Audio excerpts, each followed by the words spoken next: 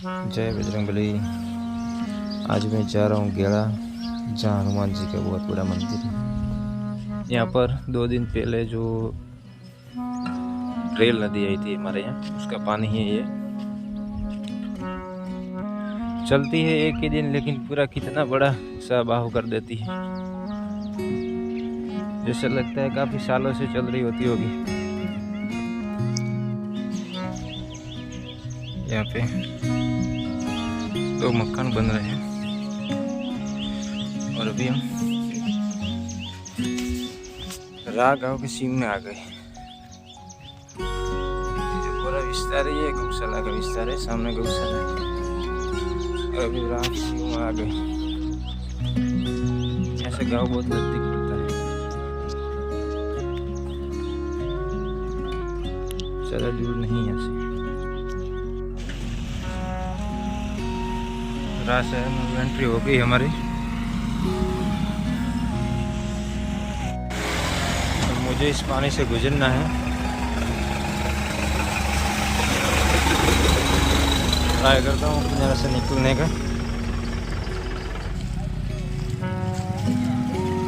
किनारे किनारे चले। बारिश के मौसम है, ये सब हाल हो जाते हैं कि गड्ढे होते हैं तो भर जाते हैं पानी से। सिंगल पटरी की सड़क डबल नहीं है, लेकिन ज़्यादा ट्रैफिक नहीं है। यहाँ पे गांव की सड़क पड़ती है तो ज़्यादा ट्रैफिक नहीं रहती है,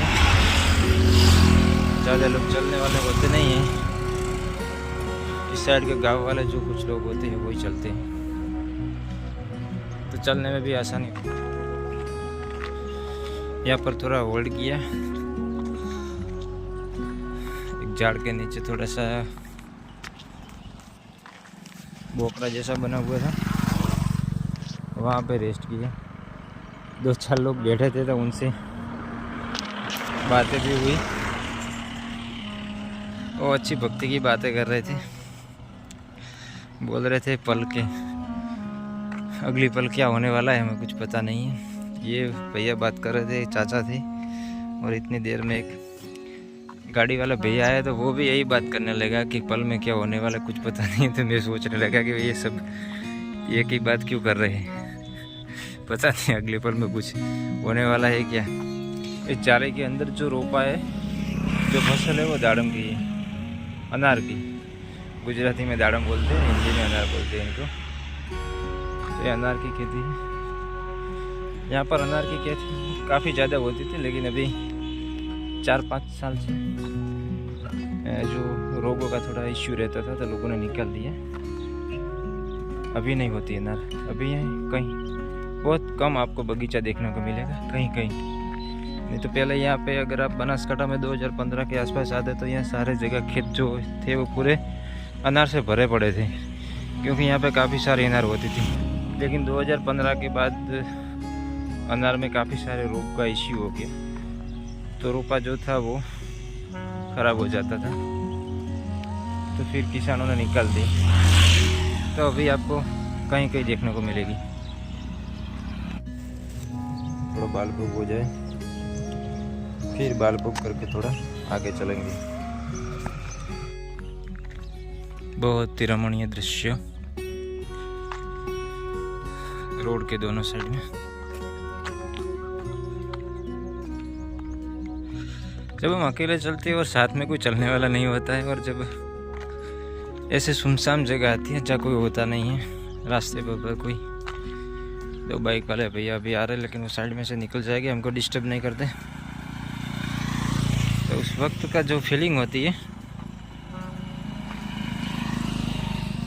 वो बहुत ही अच्छी होती है, क्योंकि जब अकेले हम चलते हैं, कोई साथ में चलने वाला नहीं होता है, तो हम अपने आप में आत्म परीक्षण करते रहते हैं और अंदर से आनंद आता रहता है। तो वो एक फीलिंग होती है, वो बहुत ही आनंददायक होती है। कभी आप अकेले चलने की कोशिश कीजिए, किसी को साथ में मत लेके जाइए, खुद अकेले चलिए। और जहाँ भी आपका नज़दीक का जो भी धाम होता है, मंदिर होता है, वहाँ पर जाइए और अकेले ही पैदल निकलिए, किसी को साथ में मत ले जाइए। और किसी वाहन का भी उपयोग मत करिए, आप पैदल जाइए तो आपको बहुत आनंद आएगा। ऐसे रास्ते होते हैं बहुत ढाल वाले, ऊपर से गाड़ी नीचे गिर रही है ऐसा लग रहा है। आपके कहीं वहाँ पर हो ऐसा रास्ता तो बताना मुझे। बहुत चढ़ा उतर वाले रास्ते होते हैं, जैसे हम हिमालय में चल रहे हैं वैसे फीलिंग आती रहती है कभी कभी। तो ये देखिए कितना ढाल पड़ रहा है। ये हमारा भौगोलिक विस्तार ही ऐसा है, तो काफ़ी जगह पे आपको ये रास्ता दिखने को मिलेगा।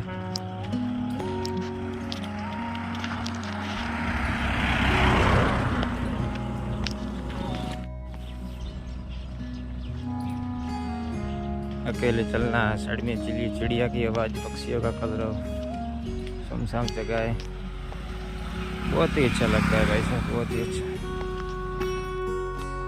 देखिए भाई साहब कितना बड़ा ढाल, आसपास में भी बड़े बड़े ऊंचे ऊंचे भाखर जैसे दोहरे बोलते हैं भाई साहब हम तो यहाँ पे, आप क्या बोलते हो पता नहीं। ये बड़े बड़े ढाल, अब उस पर चढ़ेंगे फिर नीचे रगड़ेंगे। अब आ गए हम मडाल गांव में।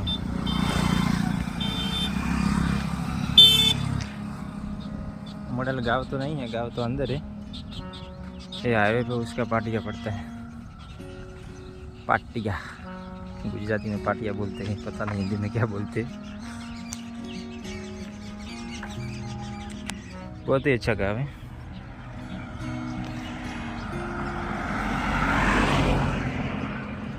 मैंने यहाँ से गांव में एक दुकान थी, करियाना थी, वहाँ से मैंने ये लिया फराड़ी चिवड़ा और चवाणू। अब हम यहाँ पे बैठे हैं एक छाया में, यहाँ पे बाल पोक करेंगे थोड़ा सा, फिर आगे बढ़ते हैं। यहाँ पे कुछ आया है, मंदिर जैसा है कुछ, इसमें प्रभु जी गुर्जर प्राथमिक शाला मडाल, यहाँ पर स्कूल है। और यहाँ पर शायद किसका दे रहा है, बजरंगबली का दे रहा है। यहाँ पर बहुत ही सुकून देने वाली जगह है।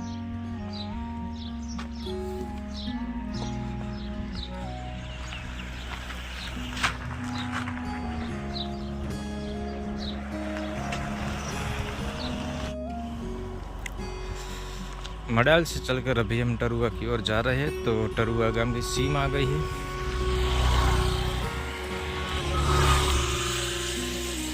बहुत ही अच्छा और पुराना नीम का पेड़ लग रहा है मुझे।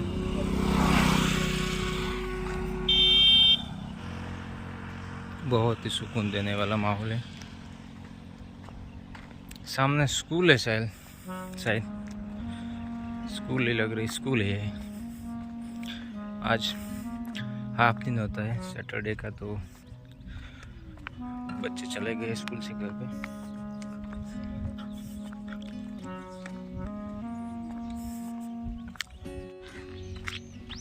ये ज़्यादा बारिश की वजह से शायद टूट गया है, इसकी किनारी पाली टूट गई है।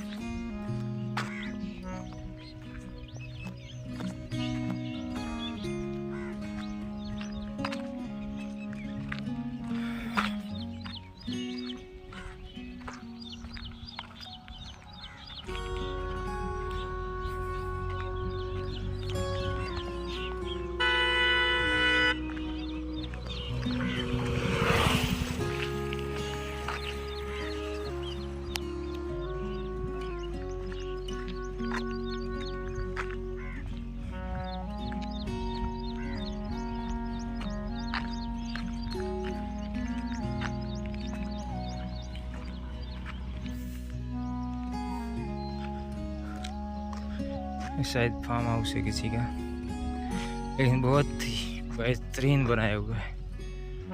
अंदर की रचना है, सब कुछ मैं आपको दिखाने की कोशिश करता हूँ।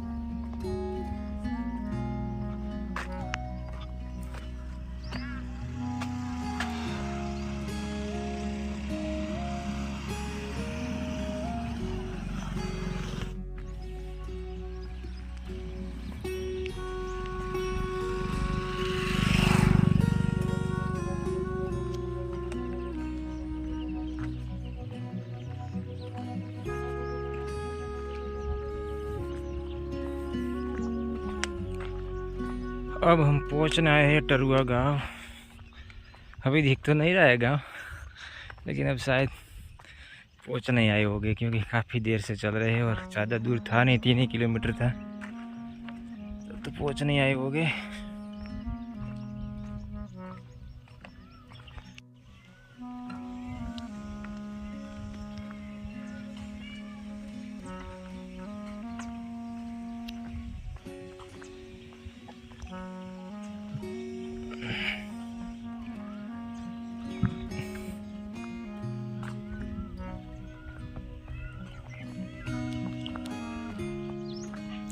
अभी आ गया टरुआ गांव।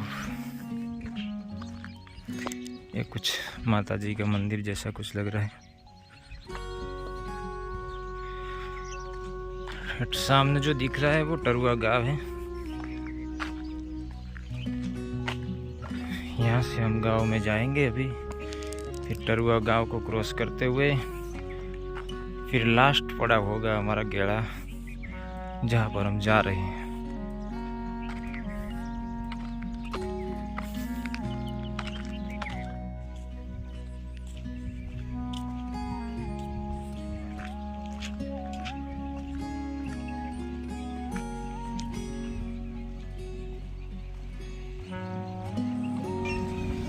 बहुत ही सुंदर बाउंड्री बनाई है इस भाई साहब ने खेत के आसपास।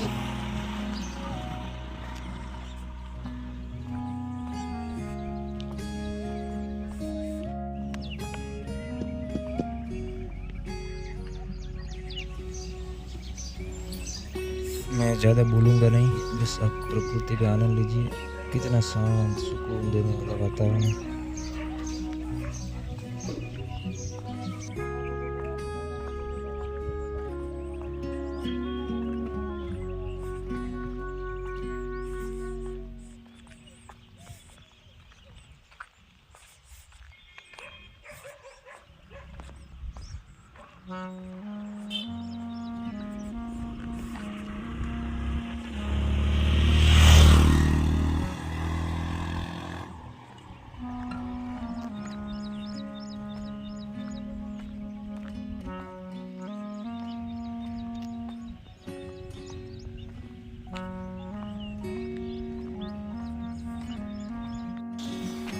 देखिए भाई साहब, यह त्रिशूलिया घाट बनता है जैसा अंबाजी में बनता है वैसा।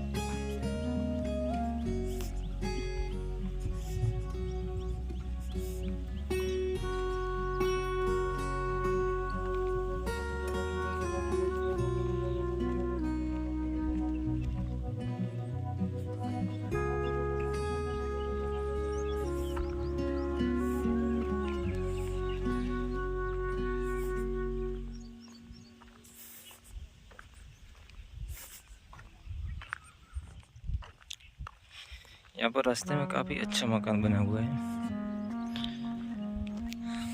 खेत में। यहाँ सारे लोग खेत में ही अपना मकान बनवाते हैं। गांव में कोई रहता नहीं है क्योंकि जमीन खेत में, सारे काम खेत में होते हैं, तो वही फिर वही पर मकान बना देते लोग। भैंसों का चारा वगैरह कुछ गांव तक लोग ला नहीं पाते हैं, तो फिर गांव में रहते हैं, सॉरी खेत में ही रहते हैं।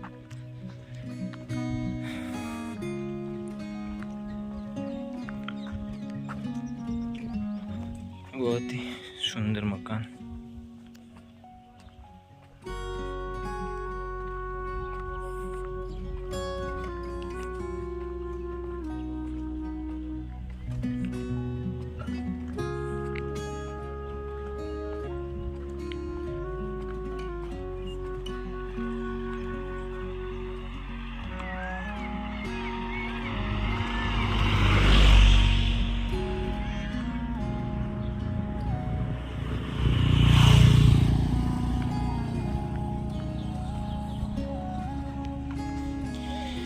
कितने बड़े बड़े खेत है देखिए।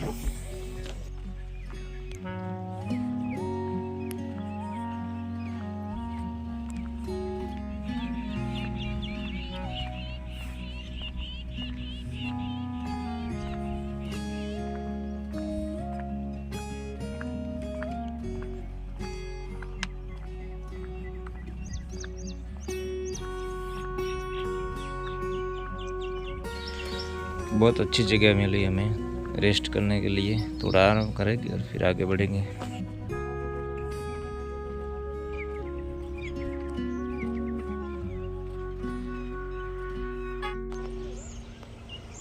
ये गौशाला है, बहुत ही बड़ा गौशाला है। काफी सारी गाय हैं यहाँ पे। शेड भी बहुत बड़ा बना हुआ है।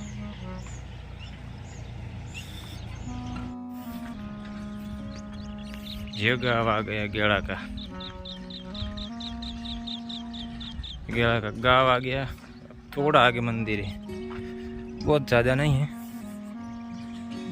ये अवाड़ा बोलते हैं हमारे यहाँ। गौ माता होती है या कोई और पशु होते हैं उनको पीने के लिए। ये पानी की टंकी है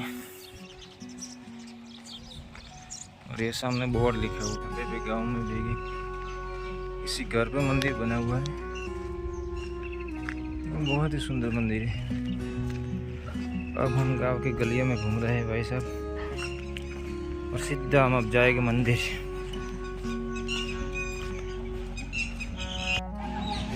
ये गेड़ा गांव की छोटी सी बाजार है।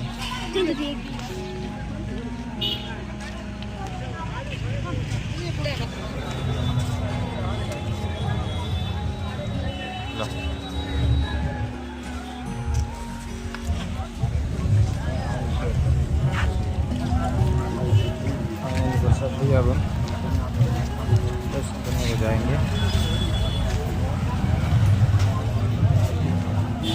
मंदिर हनुमान दादा का।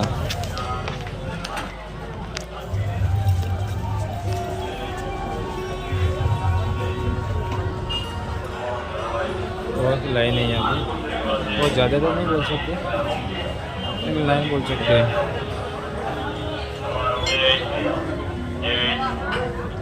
જે ભાઈઓને સિંદૂર ચડાવવું હોય એ જ ભાઈઓ આ બાજુ લાઈનમાં થાઓ। જે ભાઈઓને સિંદૂર ચડાવવું હોય એ જ ભાઈઓ આ બાજુ લાઈનમાં થાઓ। બાકીના ભાઈઓ ડાયરેક્ટ દર્શન કરે। બાકીની યથાશક્તિ પ્રમાણે દાનપેટીમાં ફરજિયાત મૂકતા રહીએ। સિંદૂર ચડાવી સિંદૂરના પૈસા તમારી યથાશક્તિ પ્રમાણે દાન પેટીમાં ફરજિયાત મૂકતા રહેજો। સિંદૂર મફતમાં ચડાવાય નહીં। આખું શ્રીફળ છે એ પાછળ જઈ ઢગલામાં મૂકી આવો, પછી કોઈ જ્યાં ત્યાં મૂકશો નહીં। તમારું કિંમતી મોબાઈલ, પૈસા અને પાકીટ સાચવીને રાખજો।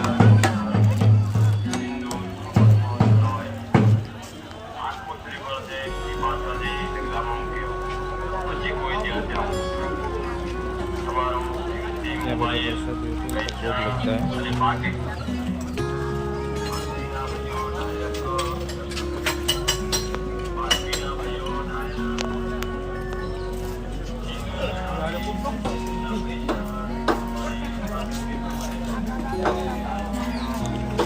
यहाँ पर जो भी भक्त आते हैं वो प्यार से नारियल को चढ़ाते हैं, लेकिन इस जो पर्वत दिख रहा है उन पर डालते हैं। ये पर्वत कोई पत्थर का नहीं है भाई साहब, ये नारियल का पर्वत है। अब हम ये जो पर्वत है उसके आसपास एक राउंड लगाएंगे, फेरी लगाएंगे।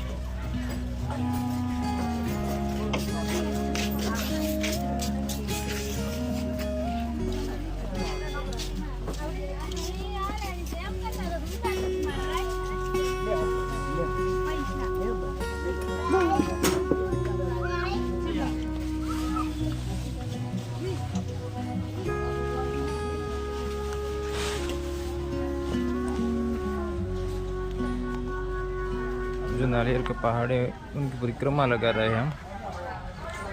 ये जो नारियल का पहाड़ दिख रहा है उनकी परिक्रमा कर रहे हैं। ये दीवार अभी बनाई है, पहले यहाँ पे दीवार थी नहीं, अभी दीवार बनाई है। अभी माहौल है खरीदी करने के लिए, किसी को खरीदी करनी है कुछ तो कर सकते हैं।